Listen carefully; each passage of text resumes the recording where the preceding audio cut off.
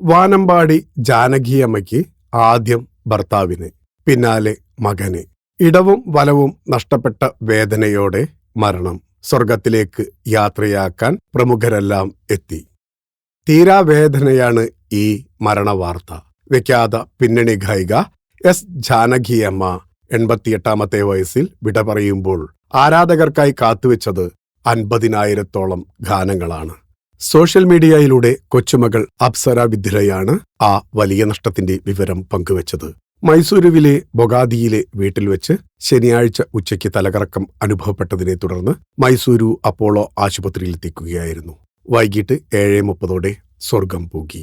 ഏകമകൻ മുരളീകൃഷ്ണ ജനുവരിയിൽ മരിച്ചതിനെ തുടർന്ന് പേരക്കുട്ടി അപ്സരയുടെ കൂടെയായിരുന്നു മൈസൂരുവിൽ താമസം. കുടുംബം കടുത്ത ദുഃഖത്തിലൂടെയാണ് കടന്നുപോകുന്നതെന്നും പ്രയാസകരമായ സമയത്ത് ഞങ്ങളുടെ കുടുംബത്തിന്റെ സ്വകാര്യതയെ മാനിക്കണമെന്നും അപ്സര അഭ്യർത്ഥിച്ചു. മലയാളം, തമിഴ്, തെലുങ്ക്, കന്നഡ, ഹിന്ദി ഭാഷകളിലായി 50,000-ഓളം പാട്ടുപാടിയ അപൂർവ ഗായികയാണ് ജാനകിയമ്മ. 17 ഭാഷകളിൽ ജാനകിയമ്മ പാടിയിട്ടുണ്ട്. ആന്ധ്രാപ്രദേശിലാണ് ജനനം. മികച്ച പിന്നണി ഗായികയ്ക്കുള്ള ദേശീയ ചലച്ചിത്ര അവാർഡ് 4 തവണ സ്വന്തമാക്കി.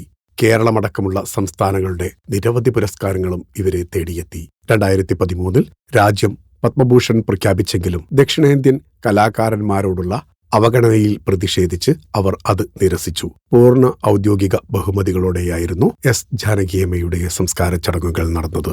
മൈസൂരുവിലെ കനിയനഹുണ്ടി ഫാം ഹൌസിൽ നടന്ന ചടങ്ങിൽ എസ് ജാനകിയുടെ പേരക്കുട്ടി അപ്സര അന്ത്യകർമ്മങ്ങൾ നിർവഹിച്ചു.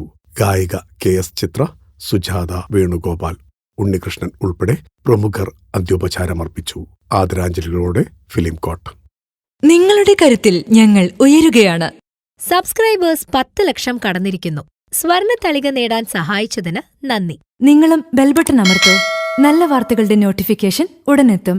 വിശ്വസിച്ച് ഒപ്പം നിൽക്കുന്നവർക്ക് ഒരിക്കൽ കൂടി നന്ദി.